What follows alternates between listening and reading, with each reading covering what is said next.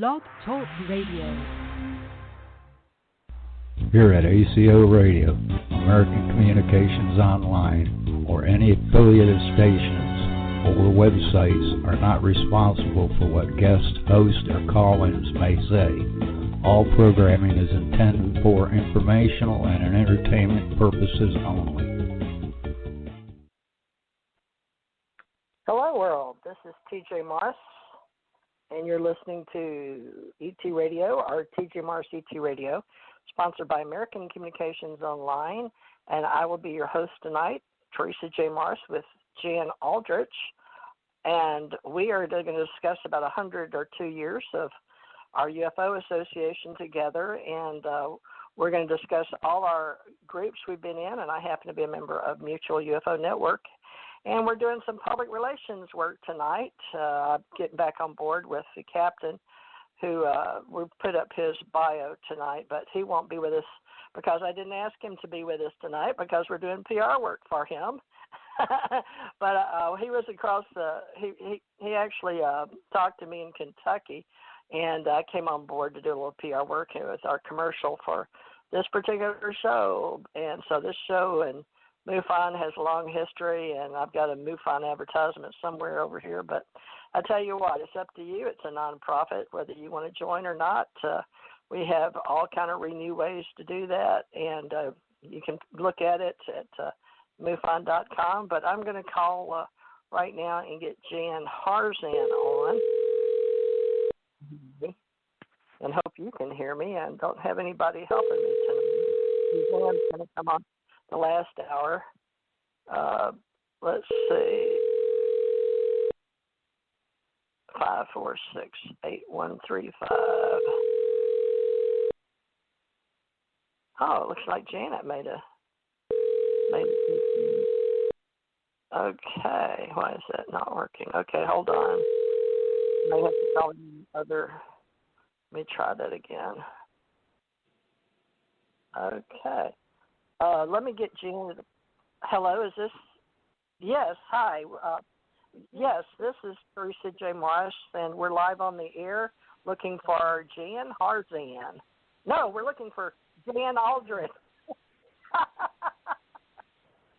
Sorry about that. Hello? Did I get the wrong number?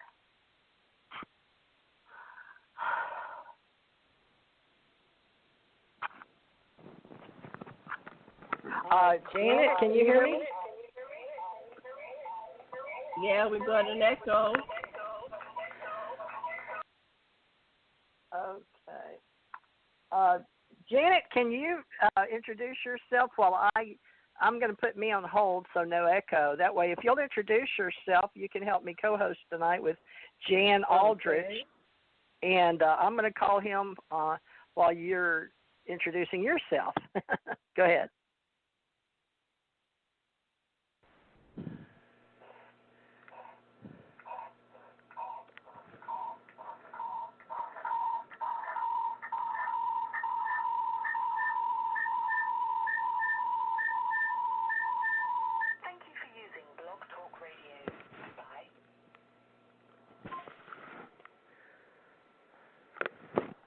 Well, this is interesting.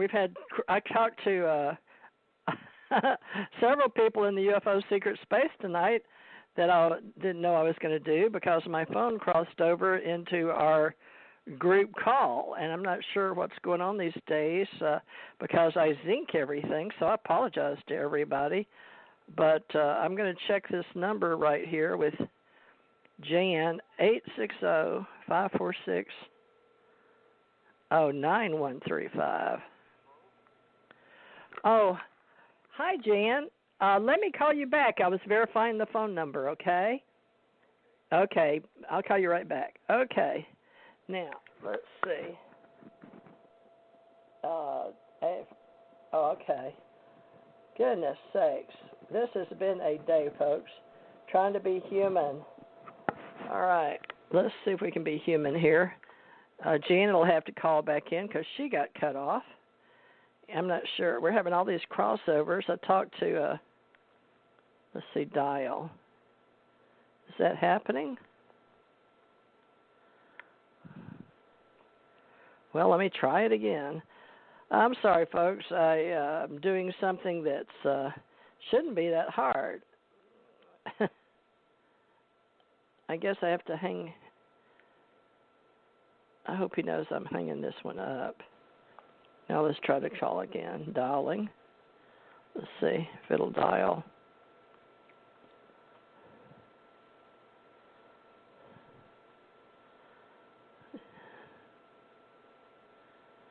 Well, one more time. Everybody, please be patient. Janet, I apologize. It knocked you off. And what I'm doing is I'm calling the number that I've been given, if it will hit dial. He may have to call in. I don't know why it's not working. This is embarrassing.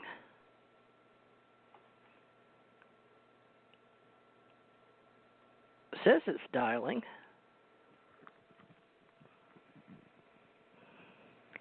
Wow, it's hard working alone without a co-host to help. I'm trying to do several things here at one time, and I don't know why it won't dial. Okay, because we're on the show, apparently, and I had called in and got a whole bunch of people. Earl Gray with Mutual UFO Network out in California, he just had a knee operation, and so he's recuperating. So, I would have had him on tonight helping. But I'm punching the button. Let me see, dialing. Maybe I'll have to put it in again. I hate this, but I've got to get connected to Jan, and I don't know why it kicked Janet off because she was on here.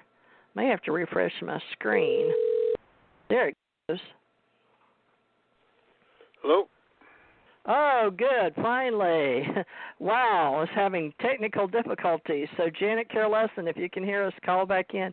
Janet was here, and it kicked her off, and I couldn't get you, so I had to call you back. I apologize to everybody that's listening.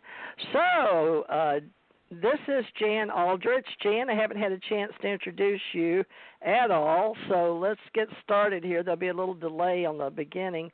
If you want to introduce yourself, I know you've got 50 years between the U.S. Army and the U.S. Post Office in service, and we're going to talk a little bit about your history and all these groups, NICAP and CUFOs and MUFON and UAP Associates, which I've got now, and all of them together, including with Janet Lessin, who I knocked off, so she may be coming back on here in a few minutes with the ACO. So tell people a little about who you are and why you would be interested in helping us do public relations work for the UFO associations of all the groups, if you don't mind. Well, here's I've been interested in UFOs since I was about 15, so that's almost 60 years now. So that's a long time. And right after I got interested, I started collecting stuff too. So I spent 25 years in the Army as a supply, then meteorology, intelligence and security, and personnel. I was enlisted master sergeant that was a assistant adjutant, which is like rare as hen's teeth. They don't usually appoint adjutants that are enlisted. And then finished off as about my last 10 months or so as safety in an organization commanded the Southern European Task Force in in Italy, commanded by a 2-star general, so I was the safety officer for that outfit. After that, I came back to the United States. I went to work for the post office after a few years and worked for them for 25 years. And I'm now retired from that, so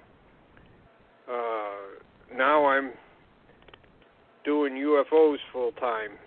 And believe me, it is a full-time job as far as what we're doing now. I do have a website. Kind of been neglected for the last year or so, but I hope to put up something there that will tie everything that's on the site together in some kind of a more or less historical outline. I have a degree in history, so I'm interested in the UFO history. And even if you don't have,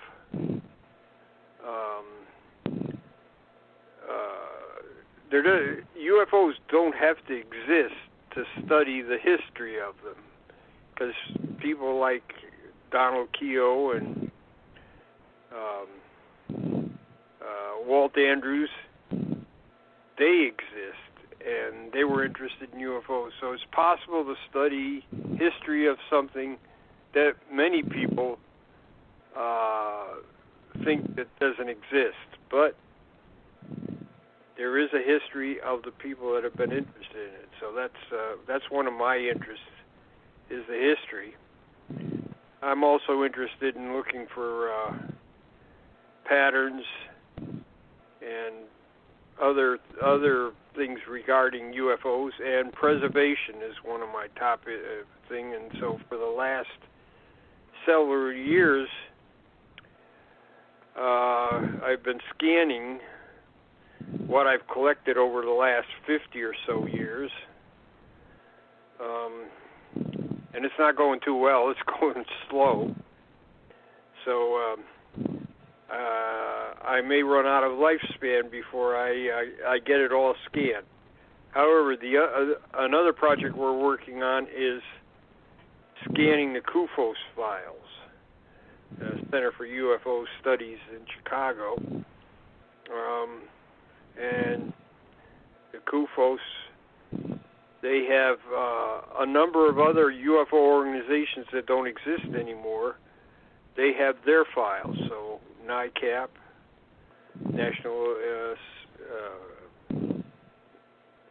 National Investigation Committee on Aerial Phenomena, which was in Washington, D.C. from 1957 till 1980. Predecessor organizations were Civilian Saucer Intelligence in New York, which existed from 52 to 1960 about.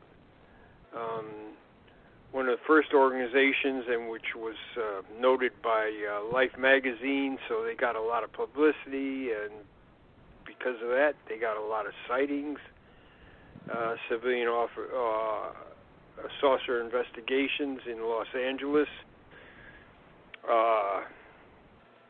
And there's a number of other UFO organizations and individuals that donated their files to NICAP, which then became part of CUFOS, and people have donated files to CUFOS. So there's a huge amount of files at CUFOS. There's of just sighting files. There's 67 plus. Well, let's see. It's more like 75. 75 filing cabinets of UFO sightings from before 1947 all the way up until the 90s or so. and that's what we're trying to get scanned, put it on computers so it can be preserved, but also so it's like a movable filing cabinet, or as I like to call it, a digital filing cabinet. You can put all that on a thumb drive or a external drive and walk around with it in your pocket. So that's what I've been doing for the last few years, is trying to get this stuff scanned.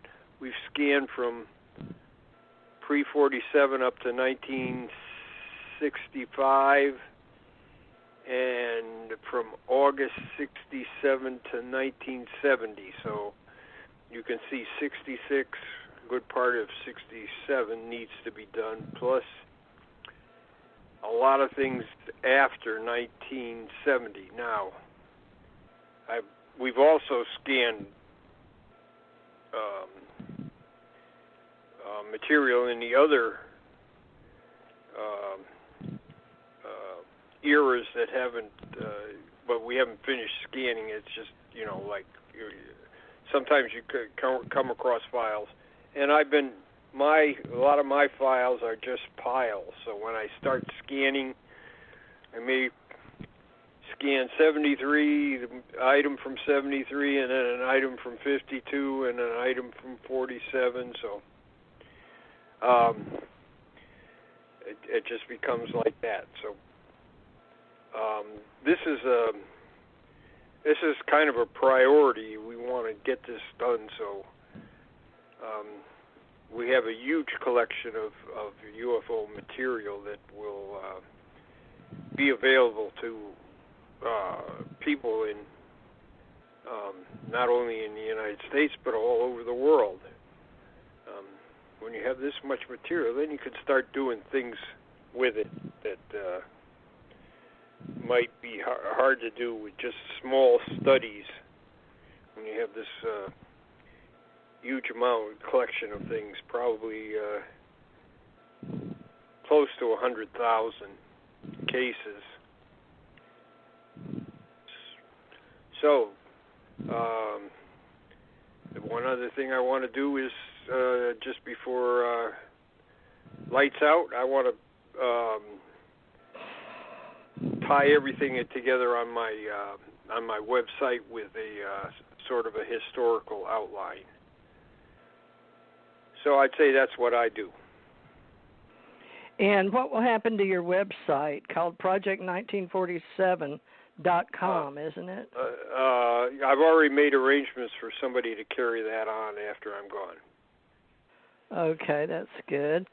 Now, as far as being a historian at ACE, we have various people that volunteer for many groups.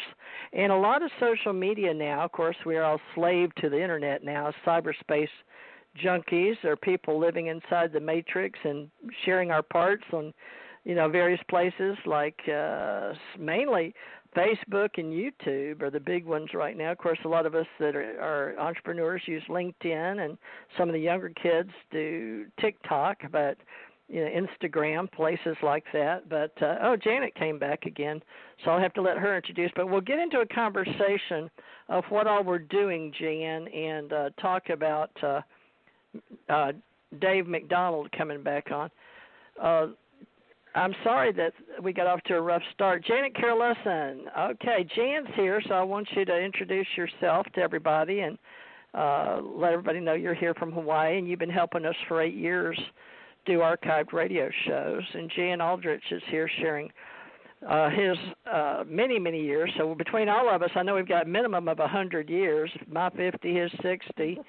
And you'll soon be 18, won't you, Janet, 18 years old? No, I'm 66. Yeah.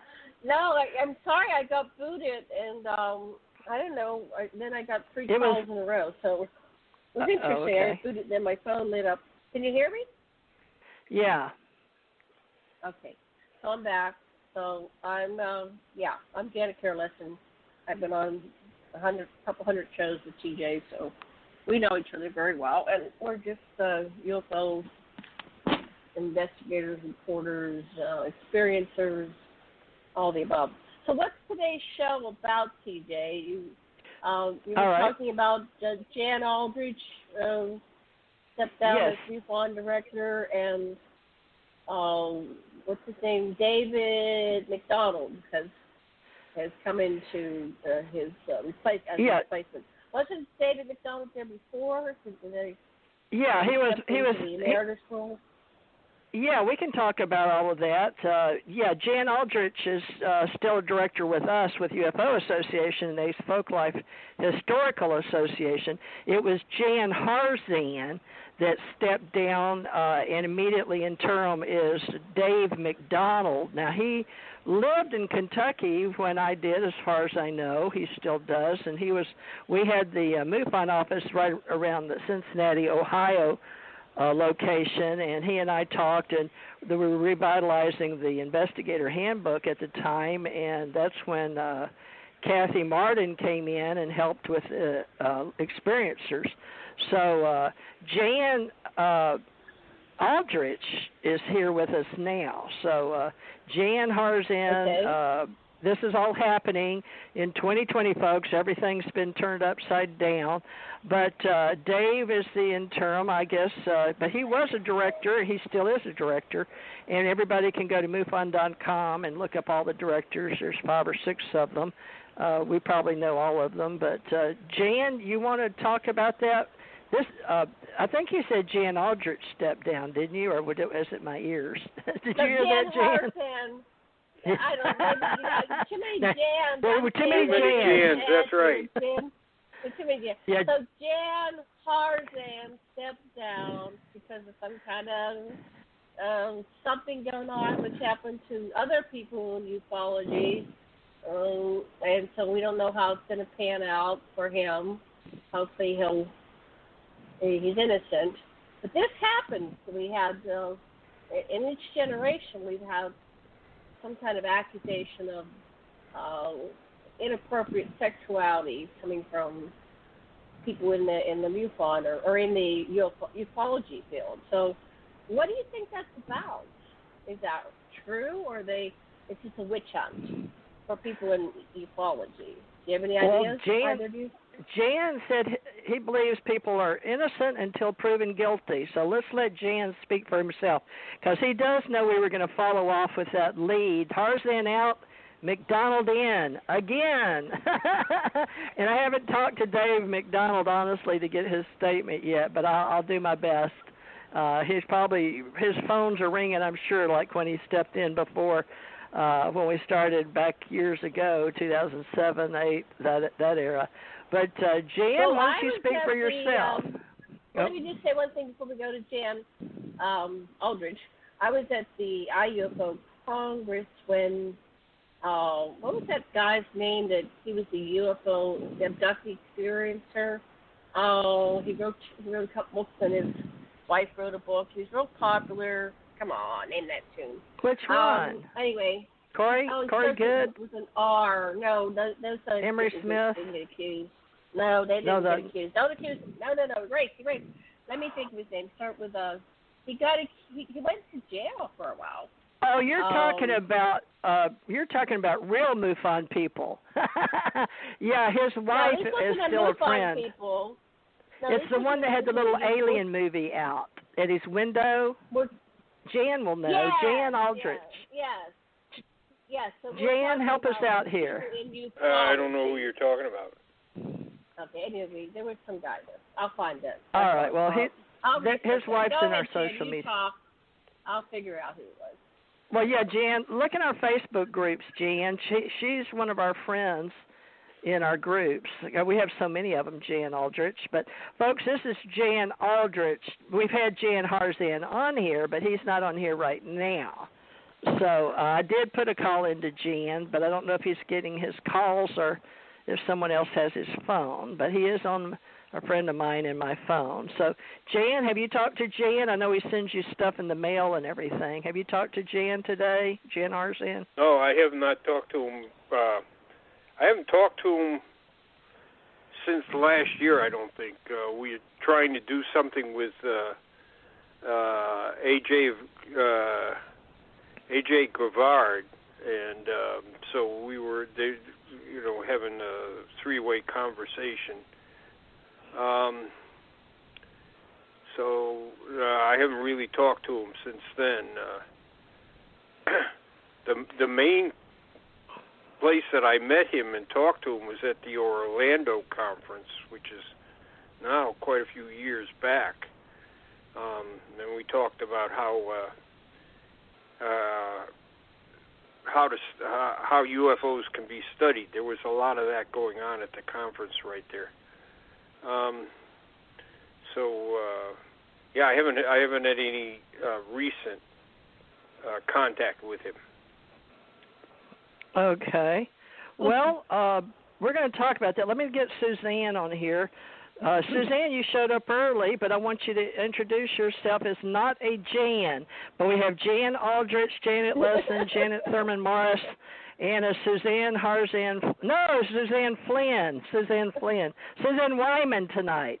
Okay, Suzanne, go ahead and say hi to Janet and Jan Aldrich, if you don't mind. Hi, Jan. Nice to meet you. Hello. And hi, Janet. So very nice to be included, and thank you for bringing me in. I'm sorry I'm late today. Oh, no, that's great. You perfect timing. Now, we're just getting started, actually. We had a late start, and I hope that's okay with everybody. It was a little hard on the front, but I'll go ahead and list your name on the top here with us so everybody gets credit for today. It's like school. Everybody likes to see their name when they're putting in their archives. So we're just getting started, Suzanne, with the history of how all these UFO groups, and we have quite a few of them, and members in a lot of our social media groups in LinkedIn and Facebook, and I've got different directors that will be coming on our shows, and Janet and I have both interviewed a lot of MUFON people over the past few years on our radio shows. But we were just asking Jan his opinion. Now, Jan Harzan, we're going to let him talk for a minute, Suzanne, and then we'll try to include you. But Janet asked an important question because we've had Jan Harzan step down, and we've had our old Dave McDonald, we call him Captain, come back in again. I'm going to read his bio here if everybody will just stand by for one moment. Dave McDonald is the new director of MUFON, Mutual UFO Network, folks, so we call it MUFON for short. And Dave is David, but we call him Dave McDonald, and most of his friends call him Captain or Cap. David started his entrepreneurial career at about the age of 8, shining shoes in bars and streets of his hometown. At about 10 or 11, he was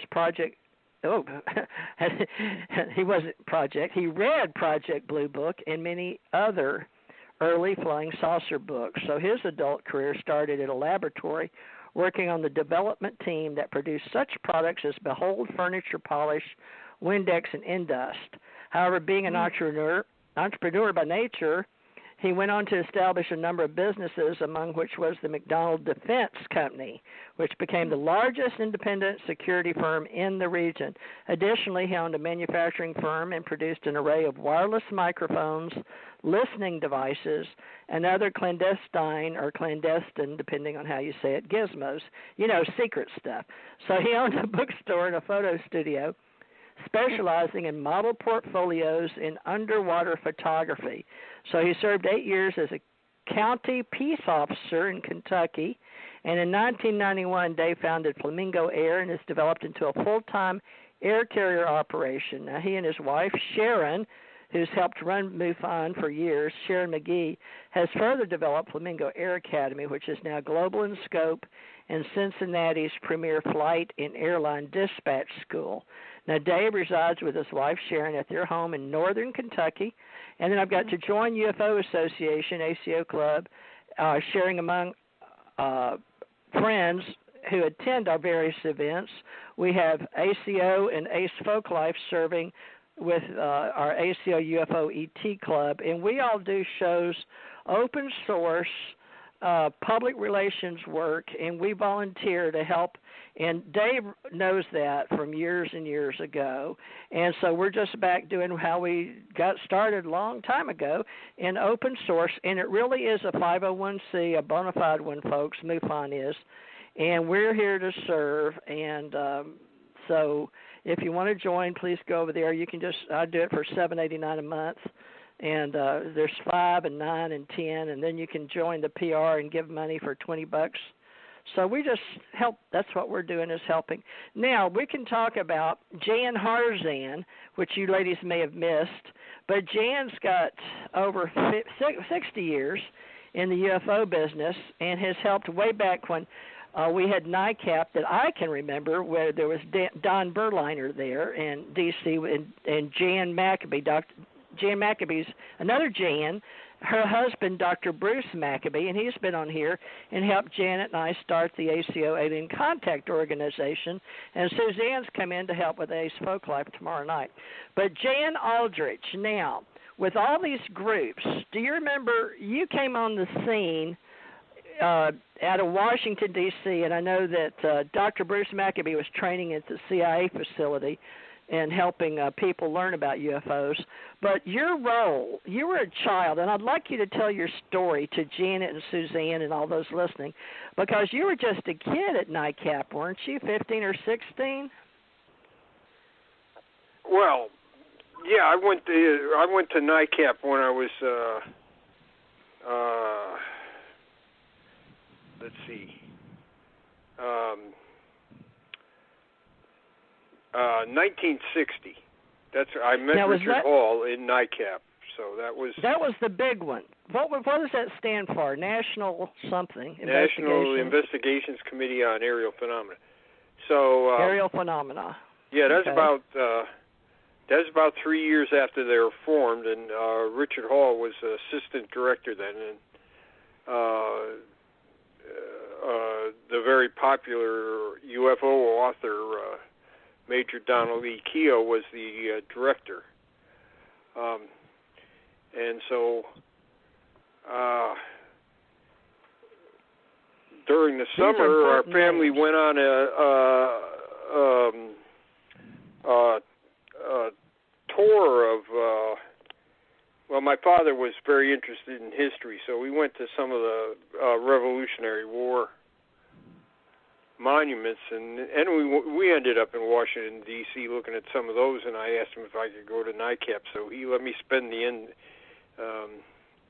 afternoon there. So I guess I probably bugged Dick Hall all afternoon with talking to him so he couldn't get any work done.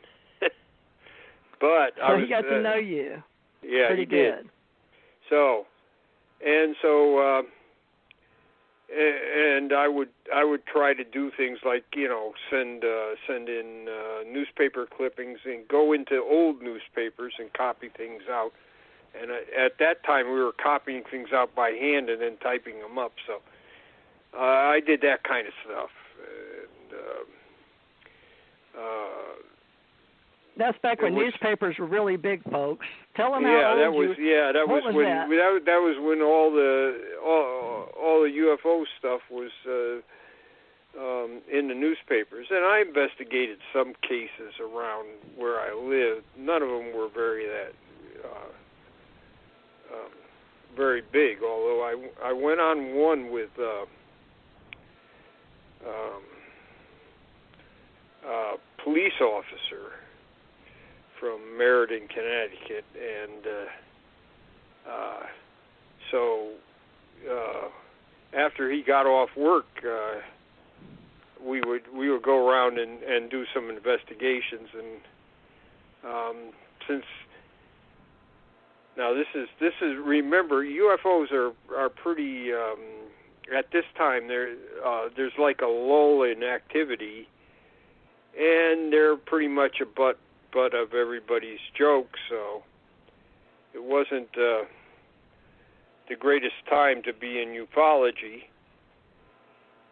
And one of the officers at the Meriden Police Department had a UFO sighting, and it's typical Hynek type thing.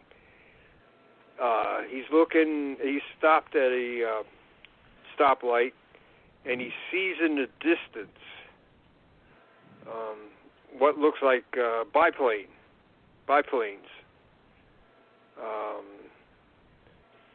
4 of them, and they're coming towards him, but at a great distance. As they get closer, he sees they're not biplanes, they're triangles. And they're very low, and as he watches, they turn and zoom away. And so he went in and made a police report.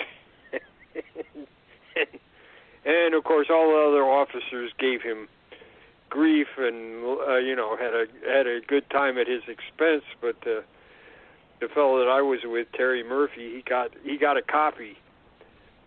So I sent that into Nightcap, and that was like being a hero at the time because, like I say, it was a slow time for UFOs. So.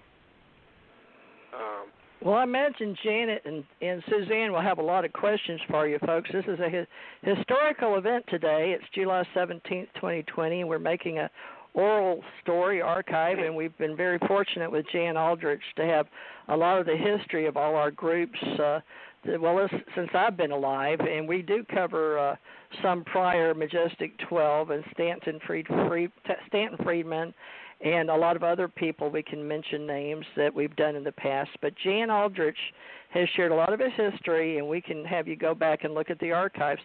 But, Jan, what would you like to talk about? Because Jan had asked an important question to get the ball rolling on our narrative. We're the boomers, folks. We're the ones that were alive during a lot of these things and lived through the time. So we pretty much can tell you what we encountered and then what we actually can remember and what we stored in archives or read in newspapers or we're actually experiencing. But the most important thing is to get Jan here. And let's talk now, the MUFON coming, if you go to MUFON, Mutual UFO Network, you'll see where they have money they're taking in for the CUFOs and helping them as well, Jan. And you've been going over there. And at one time, why don't you share with Janet about the 2 groups or the 3 groups, and I know she'll like hearing the Robert Bigelow story, and I've got a little part of that myself on this with him and Stan. But where should we start with I'm always curious how Bigelow came in because people know when Captain McDonald was in last time, he was having to help with the money coming in for the 3 groups because you were part of that, weren't you? Or when they had it was MUFON, the Fund for UFO Research in Washington D.C. and of course CUFOS. They formed like an overall organization called the Coalition for UFO Research. So and the thing is, all these groups had treasuries, and so they still have. They're still in existence, even though some of them are not really active anymore. But they're still in existence, and they still have treasuries. So everybody's got some money. Where they took in Bigelow for membership? Bigelow did. He sponsored. That's what he did. He got the 3 groups together, and he said, "Look, I'm willing to fund some research if you can find some worthy projects." I believe he put in $35,000 of his own money. If my memory serves me correctly, I was in and all that during that time, but I'm believing it was $35,000 before he pulled out. But it had to do with if he was putting the money in, he wanted to control a part of it. Now, that's just hearsay. At first he didn't want. He said, "Listen, it's up to you guys what you want to do." But then he did, and he funded other projects. They had investigators that would go around and investigate current sightings. So he funded that, and he funded other things besides that. So at first, like I said, or like you said, he let the groups pick what their projects were. Now I have to say, 35,000 is that's too low.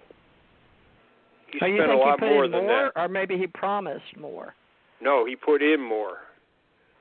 Okay, so how do we have access? Is that public knowledge? Because this has been part of the controversy among all our groups that we've been a part of, our investigators. Because I got more. I got around 30,000. Oh my goodness! Oh, okay. And Dick Hall got 10,000 to finish off the UFO evidence number 2, and there were other. Goodness. So there were other things. So already and besides that, Bigelow contributed to the treasuries because he knew that having to do this research coalition thing, and he is pretty good about this actually. He knows, hey, I can't give you, if I give you money for grants, but then you have to administer them, that costs you money. So he gave the groups money to help administer the grants. So already we're way ahead of 35,000. Wow! So that you got almost 35,000 yourself then, just by it yourself alone. Right. So, and my thing was I was going to travel. Today we don't need to do what I was doing, but then we didn't have computers with everything, computerized. So what I did is I traveled through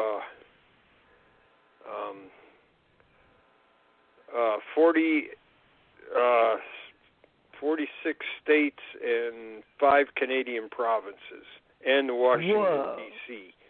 So for 2.5 years I was on the road almost constantly, going from one place to another. So like I started off in West Virginia, went to Kentucky, Tennessee, Arkansas, Illinois, and I went out to the far west, so Washington, Idaho, Oregon, across Canada, British Columbia, Alberta, Saskatchewan. So, and what I would do is stop off at state libraries or legislative libraries or historical societies and check newspapers. Now, my project was to find stuff for 1947 and redo the find more information about the wave of 1947, which was really big, and people think that it's all about UFOs at a distance, but they're not. There's just like everything that you have today: landings, electromagnetic material, people being injured or physiological effects, being blinded by UFOs, or being one guy who was having has a heart problem. He was UFO flew right close to his home, and he had problems. His wife could attest to that because she was a nurse. And most of the things you find today, there were landings and all these other things you find today. You find in 1947. Now, Barry Greenwood, where does he come into play? Does he do 47 forward or CUFOs only, or did he get assigned as one of the investigators? And do you know who was lead investigator under Robert Bigelow? I haven't done a complete research project or a complete investigation or followed the money either. So you probably have more data on all the various groups. The three groups supplied their investigators, but Walter Webb was the investigator, and him that's probably what started the whole thing about the coalition and Bigelow splitting, because Webb investigated a very spectacular meteor, and Bigelow was unhappy with the investigation because he thought it was a UFO and he wasn't going to be told it was a meteor. So, was that the one in Russia that came down, or is this too late? No, it was at the time. It was at the time of the coalition, so it was a spectacular meteor, but it wasn't that spectacular. And I understand. So he already signed his lead investigator. Folks, usually there's one. The way the federal government has, the way we do projects is we'll usually assign 1 to 5 investigators on a particular project, and then we'll assign a lead investigator. And on my projects, I'm usually lead, but I've also been on other projects, just a team player. And so this Mr. Webb, right, what was his first name? That was on the Walter. Bigelow. Walter Webb. So he was lead investigator. Now he was, how many was on your team as far as investigators? No, there's no teams. There's no teams. Oh, there was no teams in your group. Each person was assigned. Did you do it chronologically?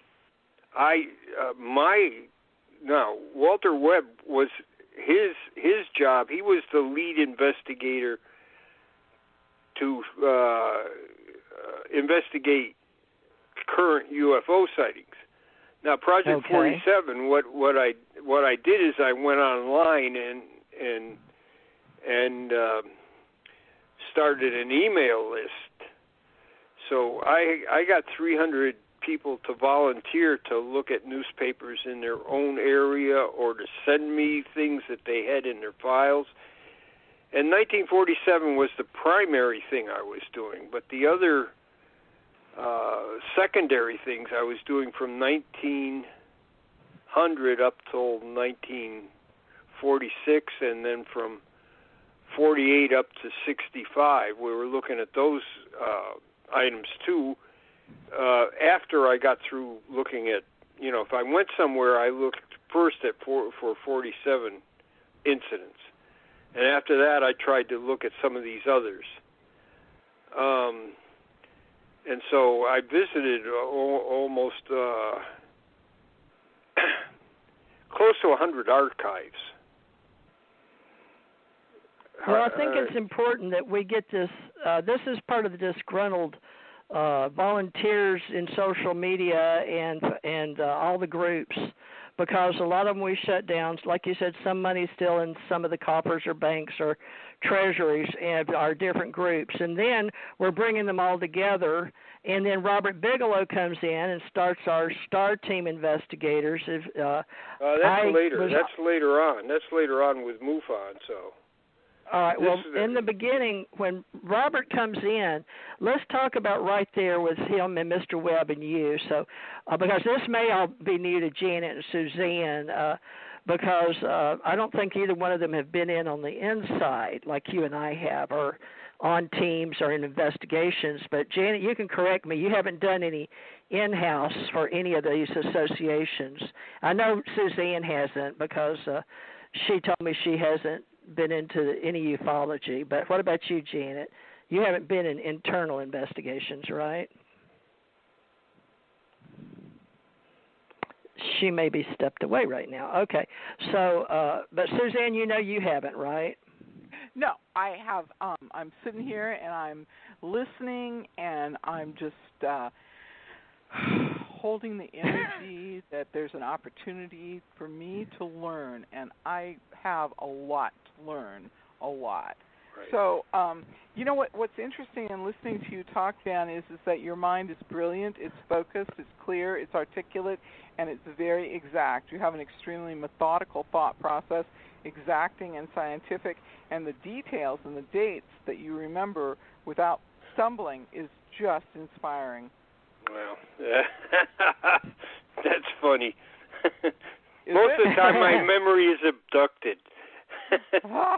Well, it sits you down and gets you on the right tangent, and your memory comes through in a way that's just absolutely flawless. It's really beautiful. Right. So, yeah, like I say, if we're to replicate this project today, you could sit behind a computer in your home, and there are all kinds of newspapers online. You could do exactly what I did by visiting different libraries and stuff. Mm-hmm. So this was, however, there are things that you can't, even today, you can't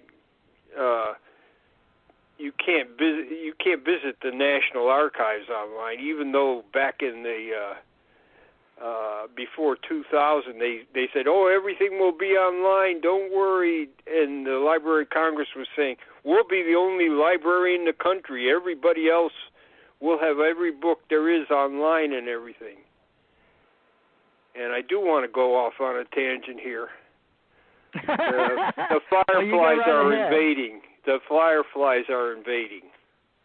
Okay. They're right here at the window looking in. Oh my goodness! Is that time of year for you? Yeah, I have an old farm up here, and of course we used to have lots of fireflies, and then they're in trouble as far as they're not. I don't think they're going to be extinct, but they're in a lot of trouble, and this year they really came back.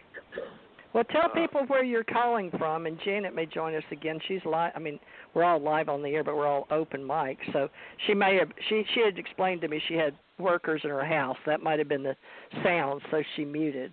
You remember when I asked her to come on a while ago? Yeah. So, but she's open. So when she comes back, I'm on an old farm in Connecticut. It goes back. Connecticut. It goes back before the. Civil War? No, it goes back. It probably was here during the Revolution. Wow! Whoa! Well, there you go. So I'm in the Northeast, which is not very heavily populated, and it's got like what we call it is the last green valley for Connecticut, and. This is mostly, it used to be farm, but it's all now gone back to forest. Wow. Yeah. My place looks like a jungle now. I mean, everything came up this year. Sometimes we have sparser years, but no, this is the green is just is fantastic. I don't want to get off. I know people. Yeah, that's okay. I understand you. I really appreciate you being human and sharing, and I really appreciate Suzanne helping us. And she's new to you, and she likes the way you talk, so that's really good for our archivist and for our shows. Mm-hmm. I think it's wonderful, and Janet, I'm sure, will return with some questions here. But I know that what we need to do tonight is have people like somebody like Suzanne coming in is very important, folks, because there's various groups and associations in ufology, and I've noticed a lot of the young kids doing their own radio shows, and no disrespect, but a lot of on YouTube they just talk like they own ufology and know what they're talking about with the word and toss it around, and I've noticed a lot of people using alienology now. We help start all that. It's separate from ufology, and I'm really helping push that with phenomenology. And, of course, the government started, as your groups a long time ago started anomalous phenomena. So we have UAP and Associates now. But the point is, for me, is to say that old guys, like in the Men in Black shows, and TV, always reflects real life, but, we're moving our reality of ufology and our alienology and the study of phenomenology and unidentified flying objects, so to speak, but into our folk life groups, too, and having our own divisions, because it's so costly now. Yes, we can do a lot of things online, but we're doing our best. There's many flavors of ufology. And I wanted the Jan Aldrich flavor from back in the day, because I remember inside MUFON, and I couldn't be a member at that time, but I watched it all happen. But I remember in the old days when I was an investigator, and I couldn't be inside, but I did work for the government.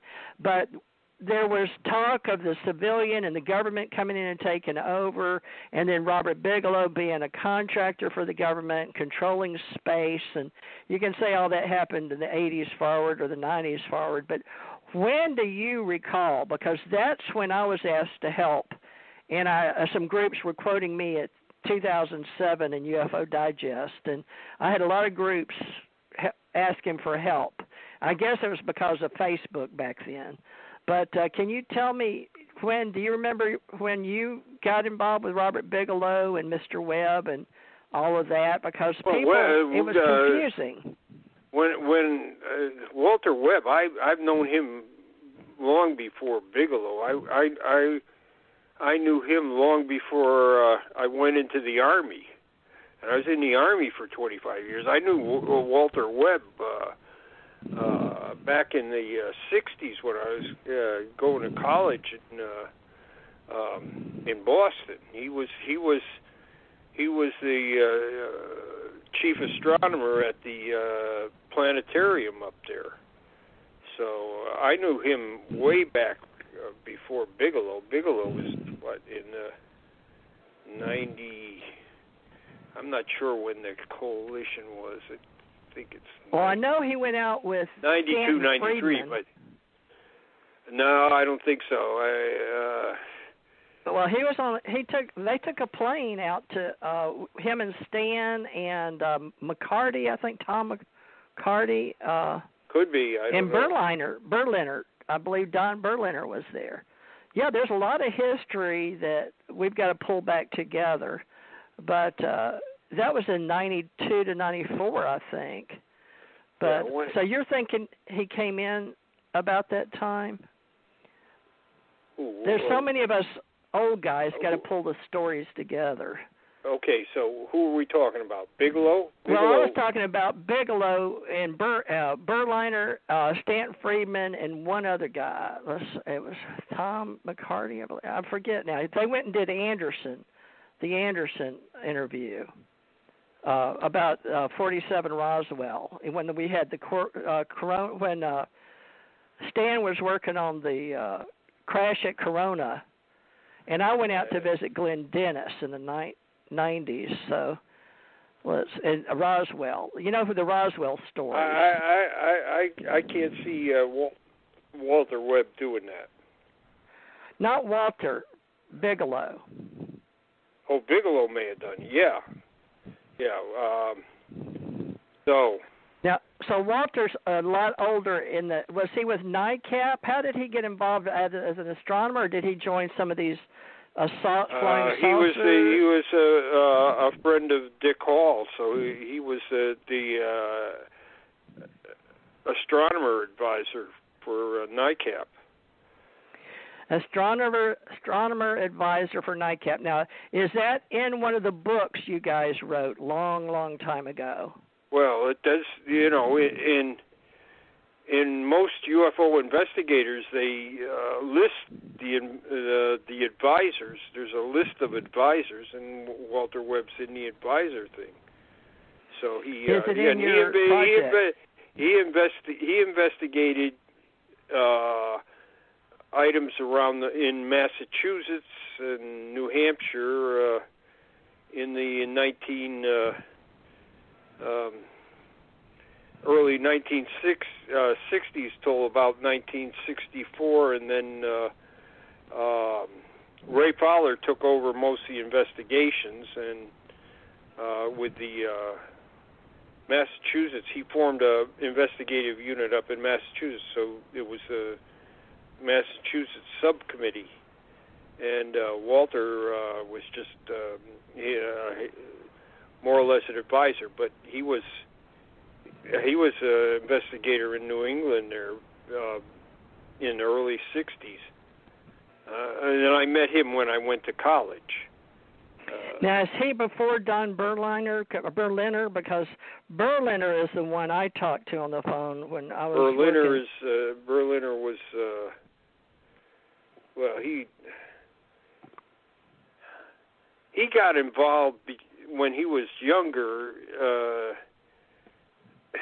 He got involved with the Ground Observer Corps, and somehow he whittled his way into being in the Ground Observer Corps. And so somehow he whittled his way into the filter center. So he got to see the reports that came through the filter center. He wasn't really supposed to, but, they had so much turnover in the filter center that he was just there, and nobody questioned him being there. He said it's like he said, somebody would come in, they'd introduce him and say, yeah, he's been here for quite a while. They didn't really know what he was doing there, but they just accepted that he was part of the filter center. So he got to get UFO cases. If you go to the UFO evidence, I think it's in there. So he was an inside job guy, getting some of these reports that were being sent from the various ground observers to the filter center. So he was. He got in, and that was long before NICAP. That was okay. It was in the early, mid-50s. Let's put it that way. And we're going to be doing Who's Who now on the one where Berliner shows up on our Northern Ontario UFO Research and Study. Now, does your name come up, or do you like the way they're doing their research and study? Northern Ontario. That's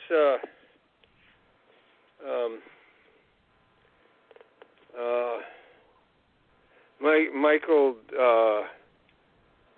Good grief.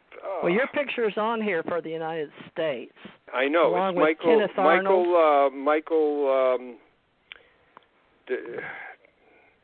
I'm going to get his name wrong. I'm just having a blank. Michael. You want me to? You want me to look it up?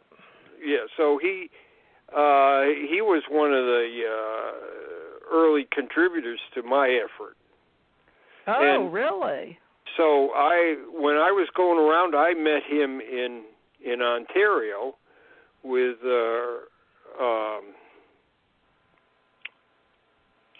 I'm having Earl Bruce Knapp. Yeah, Bruce Knapp. And Earl Bruce Knapp was he ran the UFO updates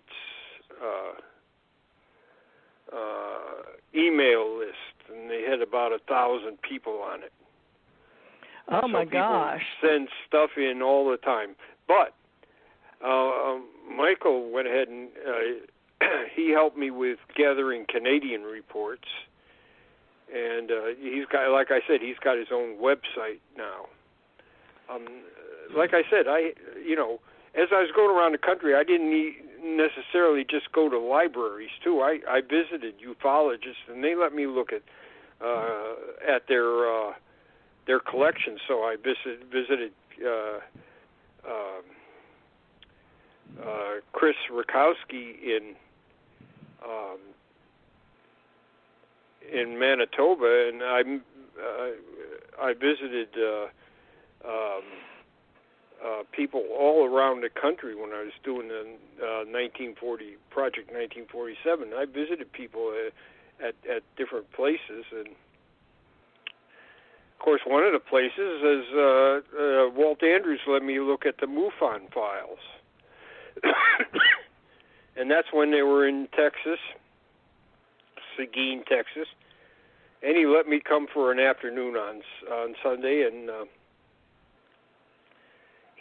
I didn't know it till after I get ready to leave that he was going to go somewhere with his wife and go to a dinner or something, and he didn't say anything. He said, "Come on over," and so he let me sit there until I looked through.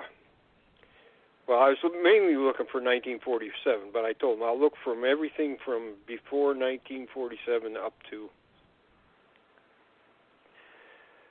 1950. And he said, that's fine. He said, my arrangement is by states. So okay.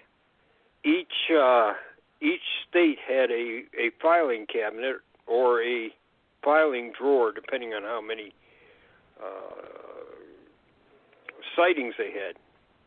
And since MUFON was founded in 1969, they didn't have very many early sightings like I was looking for. So I was able to do that in a couple hours, and then I left. I got ready to leave, and then I really was embarrassed because he and his wife they were just waiting around for me to leave so they could go to this dinner. But he was really nice about it. So, and of course I went to Dick Hall's house and saw his material and various people that had been in ufology for a while. And I'm sorry to say some of their material is just missing now. Louis Parrish in Arkansas, he had 2 barns full of UFO files, and he had a lot of early material before 1947. And when he passed away, almost none of that was salvageable. They'd been out there in the barns, got wet, got dirty. It was like big bricks of black stuff, all held together with dirt and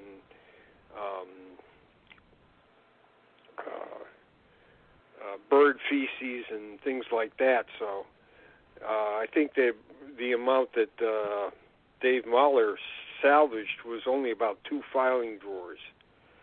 So that's a real tragedy there. And like I said, I visited people all over the country. And some were no longer in ufology, but they let me look at their material.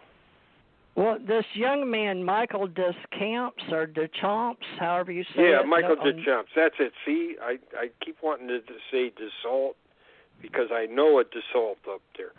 Yeah, Michael Deschamps. He was, he and Earl Bruce Knapp, and I think we met 3 or 4 other people up there. And so I've got it in my notebook somewhere, but... Okay, so you agree that his are pretty substantial, and would you agree that I should include great. those?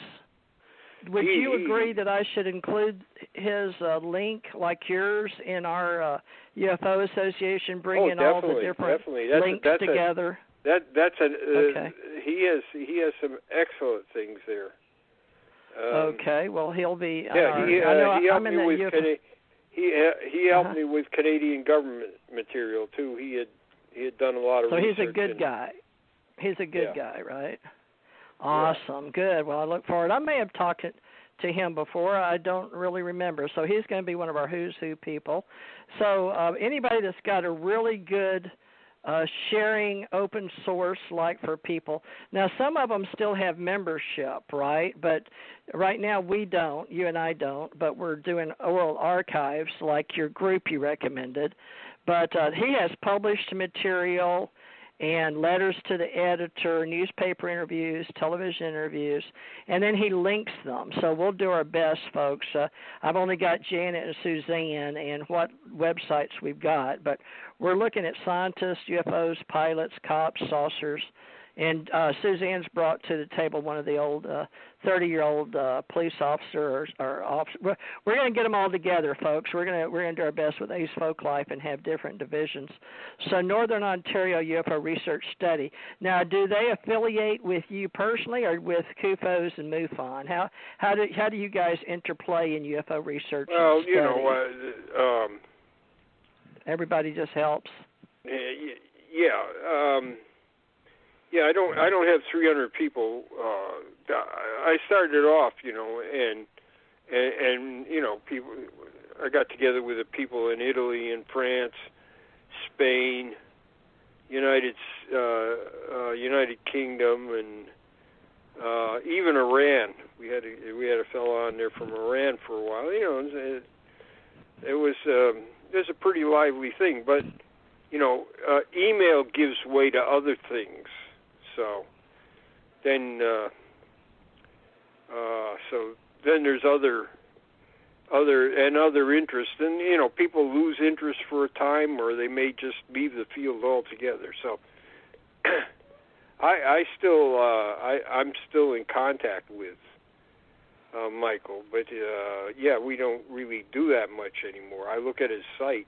If you look at his site, that's what I was doing, more or less. Okay, well, I'll just you can see all kinds of newspapers from Northern Ontario that he's collected.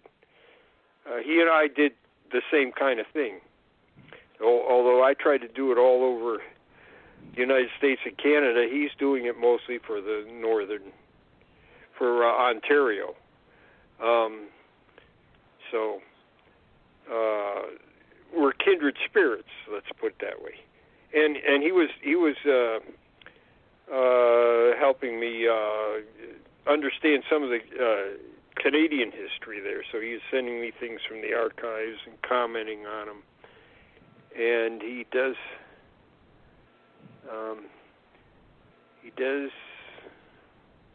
have, I think he was writing a book. I'm not sure if he ever published it. But I had Don Ledger in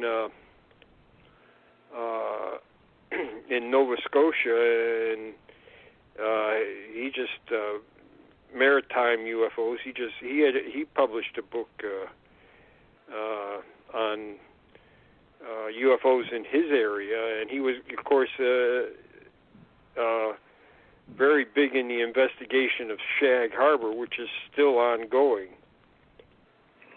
So apparently it's still who's doing what project or by location, and we're just going to have to train all the new people, the new kids coming in, how it's done. And I do know MUFON does offer training, but pretty much now, is this what you understand, that MUFON is still the largest organization in the world that is a nonprofit worldwide, internationally? Is that what you understand among all these groups? I guess so. Yeah, I don't think there's any other large, serious organization the size of MUFON. All right. So they've got a huge amount of investigations that have been done, over 100,000. So, and they have also acquired people's and organizations' files as people quit or pass away. So they have a huge amount of material. They have some of Stringfield's work, and this is just like kind of NICAP and CUFOS. And the CUFOS project was, for a while there, MUFON was going to do it, and they were going to do it with a professional company. However, there's problems with that. You get dedicated amateurs who want to make the best images they can. Maybe their labor doesn't cost anything, so maybe that's a little better than a company that's going to cost $15,000 to $25,000 to scan all these reports. Scanning reports. If we give them box loads, that's like what I used to do for the government. Sit at a table all day and scan in under a Kodak Zap microfiche all day. That wasn't a lot of fun, and then you have to change out the Kodak film. But nowadays, we'll be scanning it like you do banking things, I guess, in the Internet, so we got to have our scanners. Now, how are we going to get this all done? Because, tonight is about the world view. So, and you of all people are the best one, since you've already done this with Robert Bigelow and other groups and taken on a global scale. Yeah, well, let's not get confused here. I've never had any. I never met Robert Bigelow, and we haven't had any real interaction together. And he's Mr. Buck, so, and I guess he can only help Bucks, but so the much. Bucks came through the UFO Research Coalition. It didn't come directly from him. UFO Research Coalition. So he just somehow worked out with himself and his money in a grant or giving amount. It went to the UFO Research Coalition was a non-profit, so so that's how the money came to me. I didn't deal with Bigelow at all, and I never went to any of the meetings of the UFO Research Coalition. I just heard about them from Dick Hall and some of the other people, Walt Andrews, and some of the other people that were involved at the time. Now, Walt's dead now, isn't he? I'm losing. Is yeah, Walt dead? He passed away. Yeah. Yes, he passed away. That's why MUFON is no longer in Texas. It's in. Yeah. It's moved as a new director's appointed. It's moved. So well, they have Jan to move Harzan was in California, and I know Captain, unless he's moved, was down there at the Cincinnati line, and I was in across the line. I was over in Beaver Dam, Kentucky. Had to go through Louisville and go over to Cincinnati. And I think that's where he and his wife are picking up the ball to hold it for us until we get everybody organized again and public relations and who's doing what. But as far as I know, the directors, some of them look fairly young. I don't even know who they are anymore. I think the captain's the only one I know on MUFON. But folks, we've got a lot of work to do, and we can't unorganize what we've already got organized. So we've got here's the problem. A lot of people don't want to do it. Mm-hmm. Yeah. Go ahead. Here's the problem. A lot of people do research and investigations, and it's a lot of effort, and especially investigations, if you do it right, it takes a lot of effort. And then writing it up and sending it in, and then to have it disappear like it has with a lot of old organizations or individuals when they pass. Steve Putnam ran the two-state study group. When he passed, his wife threw everything in the dumpster. Great. Okay. In fact, she called some of the people that Steve Putnam worked with, and she said, "Come on over, and you can." Now, what she did is, before she called anybody, she got a dumpster out at her house. She threw all the stuff that Putnam had personally in the dumpster and had it carted away. Then she called these people to come over.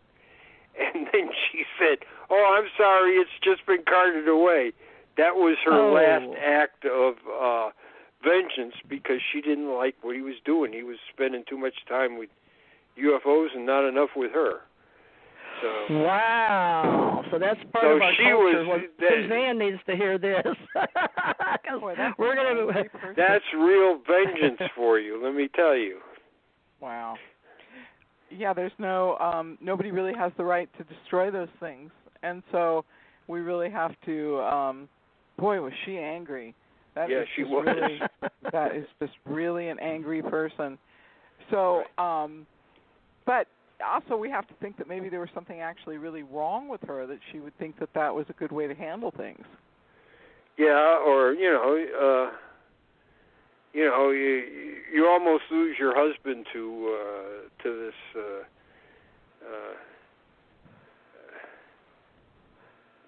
ephemeral phenomena that's going on.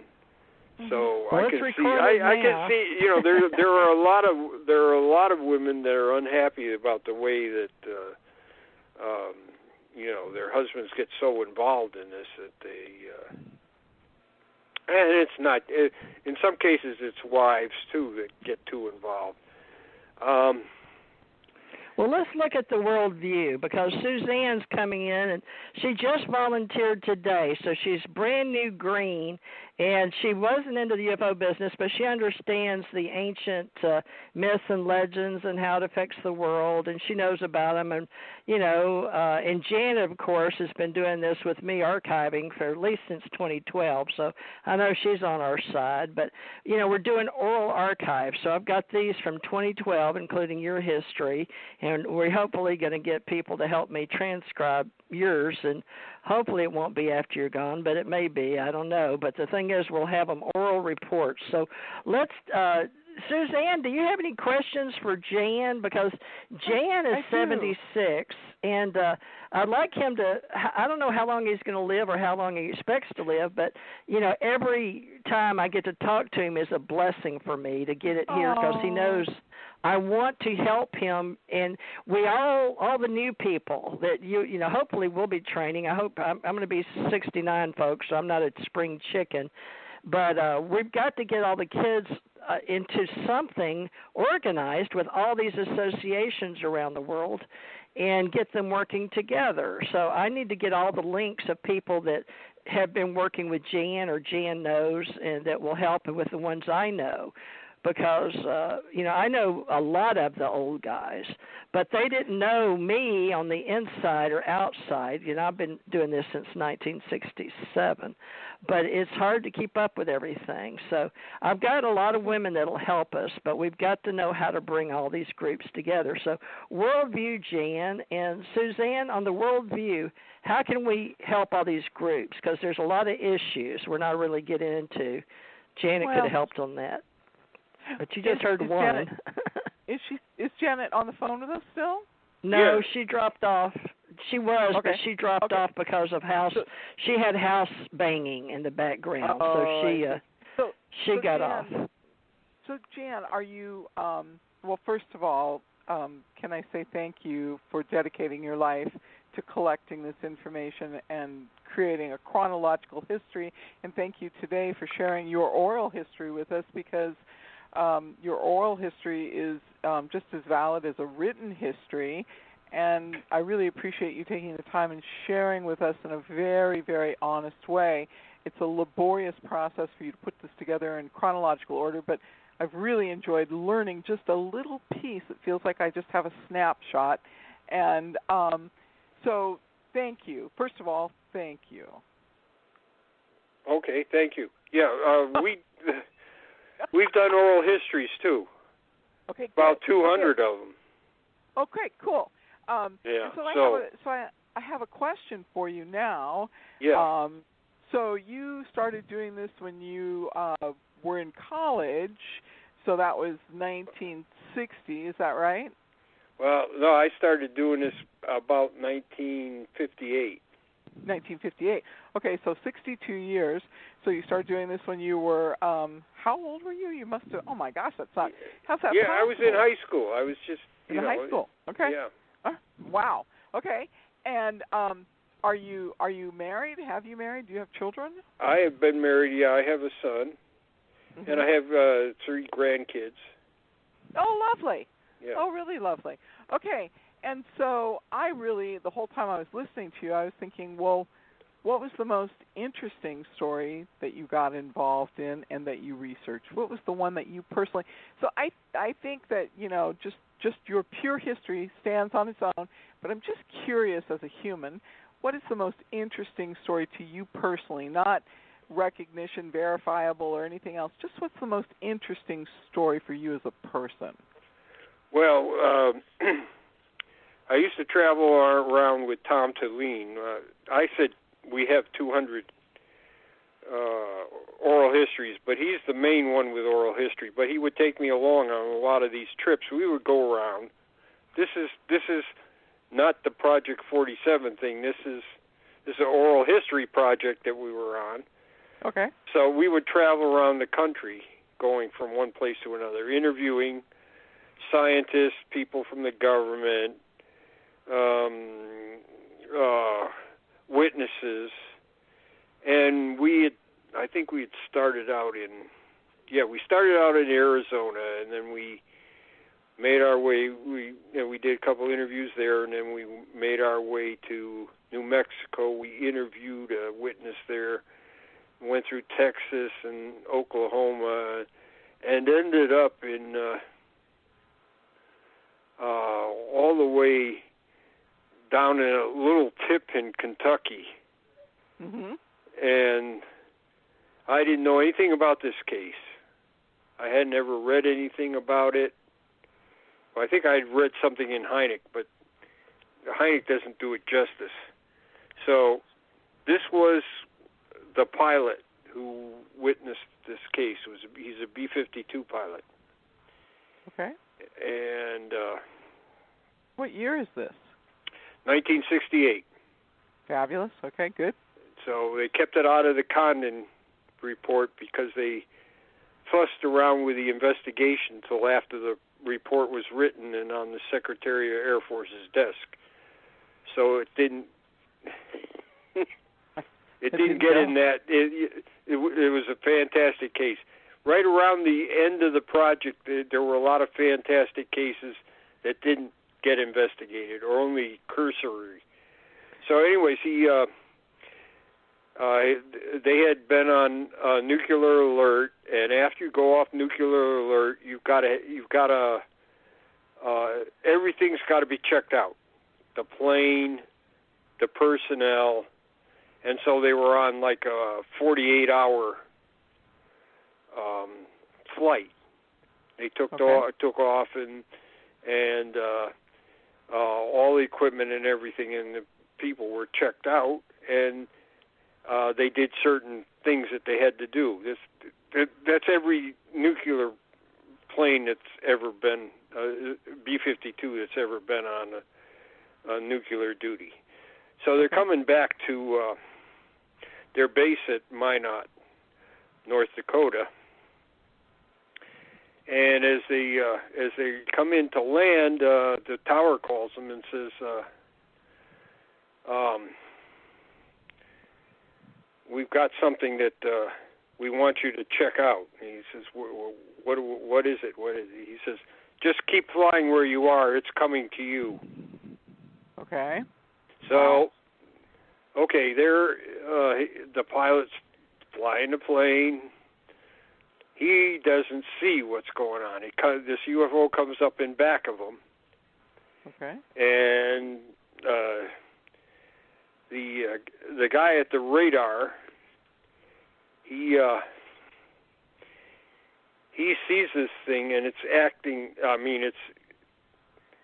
it's going over 1,000 miles an hour. And it's in back of the plane, and it's going from one side to the other and doing all kinds of weird things. And it's fairly big, and so he starts taking pictures from the radar.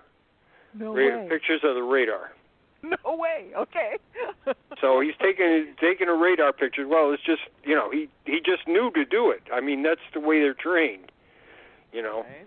So it's something unusual, so he's going to take a picture, and he takes a whole bunch of radar pictures. The pilot hasn't seen it because it's in the back of him, but he knows it's there because they're telling him that. So they come into land, and the thing is following them. And at a certain point, the radios go out. Now, this is a nuclear-capable aircraft. Right. The radios don't go out. If a radio goes out, they have another one just exactly the same that they can turn that one on. Okay. Both radios go on. They have redundant systems. Both radios go off. Switching to other frequencies doesn't do anything. Finally, the UFO goes down towards the ground, and they're supposed to land. Then a voice besides the controller at the control tower comes on and tells them to go around and make another go around and look at the UFO. So they look at the UFO. It's really strange. It's a body like an egg, and then it looks like it has a tube coming up and a cabin that's separated, connected to the egg-shaped thing with like on a tube. Okay. And so they come back around. Now they didn't have permission to land, but the pilot said, "I'm going to land it." That's bad news. You don't do that. You don't. You know. It's. But anyways, that's what he did. So he's coming in, and it's flying alongside him, and he gets a good view of it. So. Wow. There's several pilots on the plane. One guy was just there for a checkout, but he's the senior guy. So they land. Now the tower knows what's going on, and the tower says, "Send the senior man out here to the operations, and he's going to be debriefed." Now, they never told anybody anything else. Nobody ever talked to the rest of them. Wow. Except the radar guy and the electronics guy. A couple of guys came from the Pentagon, a full colonel, and they had, you know, after the incident happened, they had a roll of film with all the radar images on it, and they discussed it with the radar officers. So they said, "Well, did they ever tell you not to talk about it?" And he said, "They didn't have to tell us not to talk about it. We knew not to talk about it. There's nuclear weapons. You don't talk about that stuff." Jan, do you have a lung condition?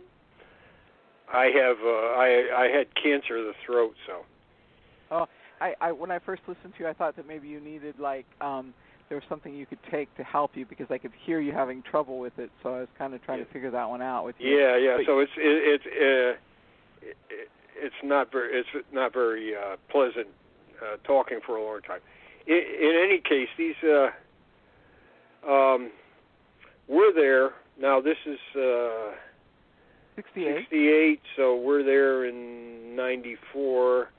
And wow. I remember we did this interview outside, and we're in this guy owns a lot of land, and we're there, and I'm just looking around, and I'm saying to myself, this story can't be true. It's too fantastic. Okay. And I'm just enjoying the woods too. You know, it's just it's really and. Up till now, it's just been him, and I have looked at the Project Blue Book case file, so I know a little bit about it. Good. But I still haven't. It still hasn't sunk into me how fantastic this case is, and so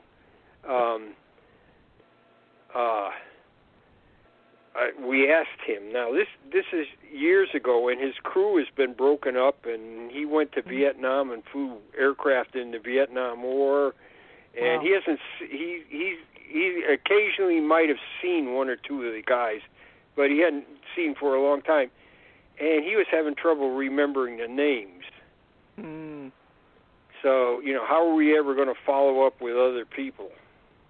And then he goes into his military records, and he's got all his, things about his awards and a lot of other stuff, and he pulls out this photograph. Wow. And when I saw it, I wanted to start crying. Wow. Okay. Do it. Because here is the B-52 that they were in, and here's all the guys out in front of the B-52, and you can read all their names. Oh. And once he sees that, he knows everybody's full name. And so we have everybody's full name, and we were able to trace down everybody on that aircraft that was alive. One of the guys had died. And they all told their story from their vantage point. So, like the radar guys couldn't see out the aircraft. They could only see, what was on the radar screen. And the guy in the back, he was there's a gun in the back. There's a gunner in the back, so he saw just when the UFO was behind them. Okay. But we're able to go and get everybody's witness statement on tape. So you might have remembered Peter Jennings. He was a newscaster at ABC News. Oh, yeah. Okay, so now we have all this story. Plus, we were able to talk to some of the other people on the ground, like the military police that were watching some of this. They had their own sightings. And Peter Jennings was doing supposedly extraterrestrial life. That's what he was doing. And he was going to have a little section on UFOs, but it just turned the other way around. It turned out there was going to be a UFO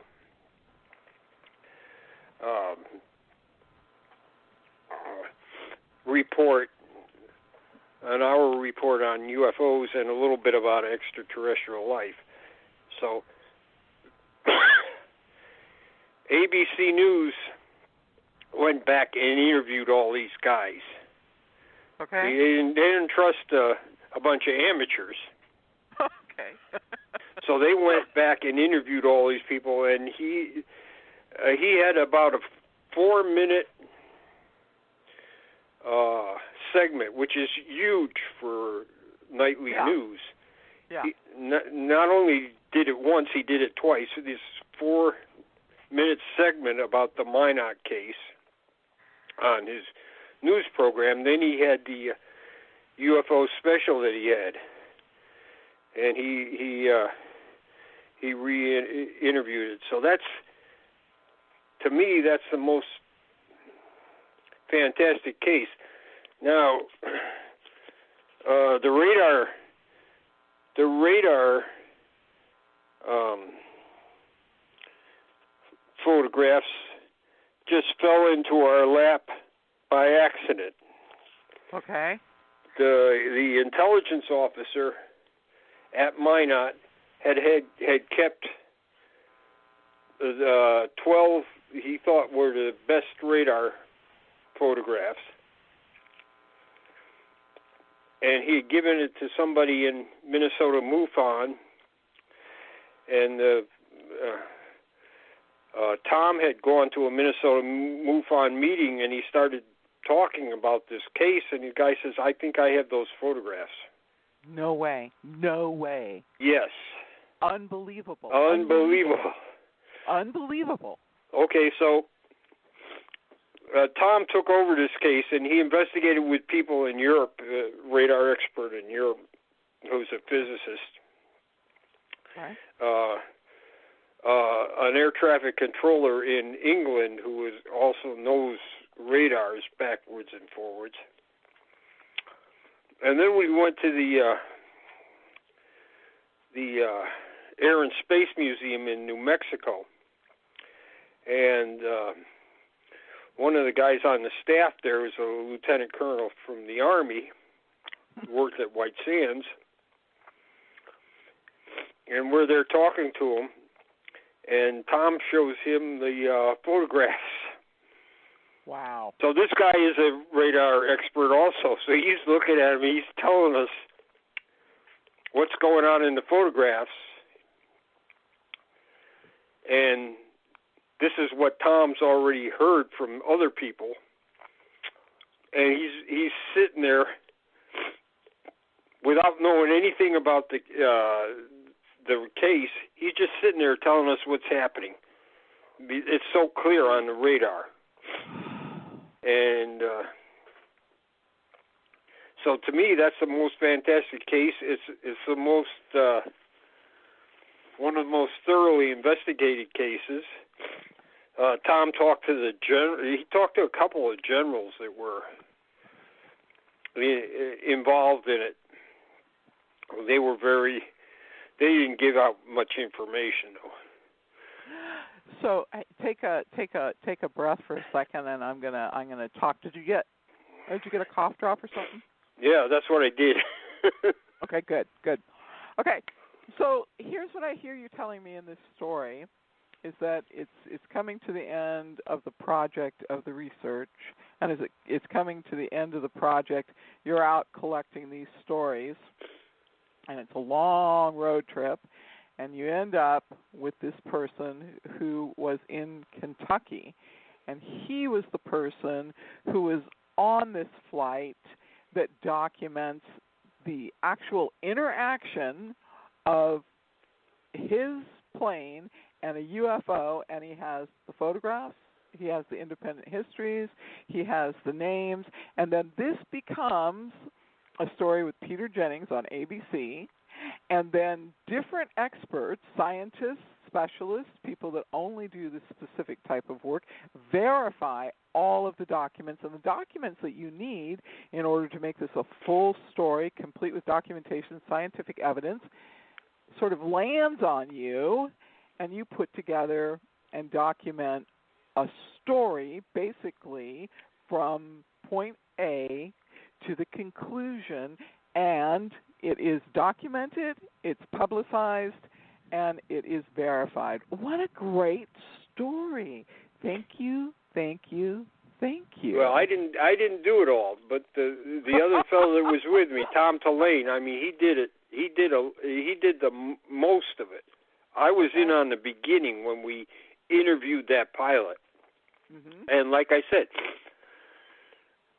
it was after a long trip, and we'd interviewed a bunch of people, and let me tell you, I was starting to get a little skeptical about the whole thing anyways. Like I said, I'm sitting there in this woods, and we're filming in the woods. Uh-huh. It's beautiful, and it's kind of distracting, but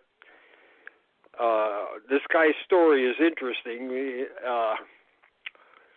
But I'm not really buying it until he pulls out that picture with the whole crew there, because I'm thinking to myself, how are we ever going to verify all of this? What proof do you have, huh? Yeah, and he pulls out that picture, and then everybody's name is right there, and he remembers everybody's name, and it took a little while to run everybody down, and I remember Tom asked the radar officer. He asked the radar officer. He said, "Why are you talking about this to me now? Mm-hmm. You know you weren't supposed to talk about this, right?" And he says, "You know what? We won the Cold War." He said, "I can talk about it now." Wow. So, that's what he said. He said he felt like he could talk about it because, you know, all the alerts they had been on and all the staying up in the air sometimes for days, right, flying around. He felt like he had, he had this story, and he was able to tell it now. Wow, what an amazing experience. And so I love the story. I love the human story, where the human story comes in. It's on the internet. It's Minot. You can look it up. Minot Air Force Base, October 28, 1968. I think that's the .com or something like that. Okay. You could find it easily on Google. It changed your life. That story changed your life. Well, no, it didn't change my life, but it's one of the most important cases that I ever worked on. And I didn't do most of the work. Tom did most of the work. Okay. But, thanks for being modest, but let's hear the whole story. We love it. We want the story. Yeah. You know. So and Tom did work with Bigelow on this, so we talked about Bigelow. Bigelow hired some B-52 crew people to verify the story, and they were going to try to take it to Congress because there were these congressmen had heard the story. Okay. And they were interested in holding hearings on it. So we got within an inch of going to Congress with the story, and it kind of fell through. And Okay. Bigelow was pushing that. Okay, great. Yeah, so any other so I know it's getting hard for you to talk now. So any other things that you can, like, I mean, that's a big story. I mean, that's like it's a great story. It's got a great timeline. It's a great story. You're real modest. It doesn't have, I had only a part in it and everything else. But anything else to that story that you think is interesting, or you think that this story, I mean, it's a complete story. That's the part that I really like. It's a well, that's story. what it is with UFOs. There's so many things that are so incomplete. There's not enough. This is one that's pretty. You could research this for another couple of years, really, but it's pretty well. The story is pretty well complete as far as what happened with the people. Now, there may have been an attempted intercept. It may have been picked up on other radars. Okay. And that we don't know that yet. We don't know that. Okay. And we probably never will, because one of the guys that probably picked it up with the radar, he's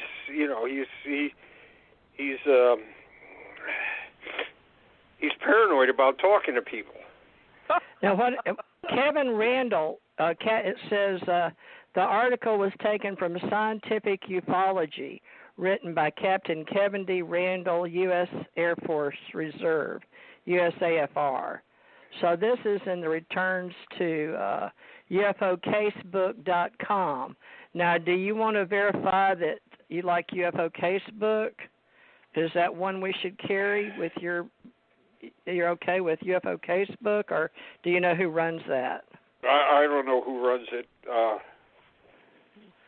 UFO Casebook. They got some interesting things on it. Like I said, the Minot case, the actual best documentation is on the website I told you about.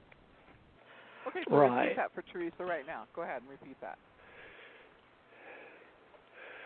Now, what to me is interesting, so I'm doing this scanning now. Okay. So this will probably be interesting to you as a historian. Okay. So we're doing it by date. Okay. So when I label the case file, the first thing is the date, the year, the month, the day. Right. Then the location, what continent, country, location, what kind of case it is. We got little abbreviations for that. Witness and investigator. Okay, so I got one like this on my site. It's October 14th, April 14th, 1953. Okay. Okay, so it's a real spectacular case, but it's hidden in Blue Book because it's mixed in another case. They're filing. It's atrocious as far as their filing. Things are misfiled. They lost things over the years. Only because Hynek got a lot of this stuff do we know about some of these cases. Huh. Anyways, this is a rather spectacular case off of North Japan in 1953. The Korean War isn't over. Right. There was an incident similar to that, to this one, about a month prior. That's why this case is misfiled with this thing, with the earlier case, because the intelligence people noticed that it was kind of similar. But it's completely, to a certain extent, it's completely different. Navy plane, after its patrol, is flying back to Japan. They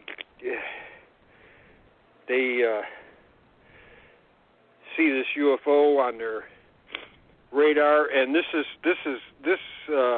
Navy plane is chock full of electronics. So the thing is giving off electronics and everything. So they figure it's something from the Soviet Union. Okay. And it's big. And they're trying to outrun it back to Japan. And then these smaller things appear on the radar screen, up to about 10 of them. Wow. Now, they're flying along, and these smaller things are making passes at them. They're not shooting, but they're very aggressive. Okay. So the pilot takes the plane down to 400 feet above the water. Wow. And they're going under him. These things are going under. About 70 passes are being made during this thing. Okay. I'm going to put me on mute because of the cat. Okay. So they're doing this, and this is like something out of the future has suddenly appeared to this Navy plane. Wow. Because this is like a AWACS plane, which is, command and control, and also detecting enemies and things like that. Okay. But in 1953, it's like 10 or 15 years in the future that this thing exists, especially with the Soviets. It's probably 20 years in the future. Okay. And all these planes are making, as far as safety goes, this is completely, unbelievable. So this thing is in there as a UFO report. Okay. There's no analysis or anything. It just says it's similar to the first incident, which was not as spectacular as this one. So they make for Japan, and that's, they finally get away. Okay. So it's an interesting commentary from you, because what you're saying is that when there were other situations that could have been investigated fully, they were not. Right. And, so this is one that the government investigated. So it was my friend wrote this up. I mean, several of us knew this. I think I pointed it out to Brad Sparks. I think that's how he learned about it. Anyways, he wrote it up as an entry for a UFO encyclopedia. Okay. And then my friend found on this Korean War veteran site weekly combat reports from the first U.S. Marine Corps Air Wing. Okay. So what these guys had was they had, how much, if they engaged things on the ground, what damage they thought they caused, or if they got into fights with the communists, how many planes were shot down, or how many of our planes were damaged. It's typical combat summaries for each week. Good. They also had UFO. Okay. So this is differentiated from unidentified aircraft. It's actually UFO, so it's differentiated. Okay. So if they saw an unidentified aircraft, that was different from a UFO. So here in the and these guys they're reporting stuff from all over Korea, not just their area where the Marines were. So one of the reports is the April 14th, 1953 incident. Okay. The same incident that's in the Project Blue Book case files, except it has more or different information. So if you put the two of them together, what's the story? The story becomes a little more complicated, but it also refines some of the things in the Project Blue Book case file. So it's a confirmation and amplification. But so it's also it's substantiated, right? I mean, the two reports, it's cross-referencing, substantiates because it's verification of replicating the results. Right. Plus it amplifies the report we already had. So that is on my website. Okay. Brad Sparks rewrote his article is in the encyclopedia with the new information, and to me that's the kind of thing that I'm doing with this. Well, it's a bonus from scanning this stuff. Okay. Because if I come up with a document like this Marine Corps combat thing, and I've already got the Project Blue Book thing scanned, and this one goes in, and it's the same date, they come up right together. Yes. Huh. That is the scientist inside of you who is really good at documenting, verifying, and clarifying your results. Really interesting work. I mean, really interesting work. So, thanks for sharing that story. That's really a good story. So talk to me now. I hope you kind of get a breath or another cough drop. Talk to me about what you think was one of the most challenging stories for you to be involved in personally, whether it was challenging for evidence or it was challenging for believability, or it was just simply challenging because you knew it was true but you didn't know what to do in order to substantiate the evidence. Talk to me about a story that was difficult for you, that you really believed but was difficult. We're at the end of the archiving time, so what about tomorrow night? We got 2 minutes. So so why don't we talk about actual history? Okay. Like I followed things through the years, and people in ufology don't understand how things came about. And I've looked at the documents to figure out how they came about, and I was fortunate enough to find a number of documents where I could really amplify the history of what was being done to investigate these things by the government. Good. You know what? I really enjoy your conversation. I mean, I don't want you to think I'm sitting here flattering you, but I really, really feel your conversation. I really feel your emotions, and I share your joy with you. It is for me, it's an amazing conversation. It's virgin material for me, and I would enjoy talking further with you. Are you okay with that? Yeah, sure. Oh, good. Yay. Okay, thank you very much. All right, Theresa. Yeah, we're doing tomorrow night, Ace Folk Life. Have we got other people scheduled, or would you like to invite him for one of the hours? Or he's a historian as well, not just UFOs, but other things. Well, so Jan, is an hour enough time tomorrow for us to get into the next part of your story you'd like to document? Sure, I think so. Yeah?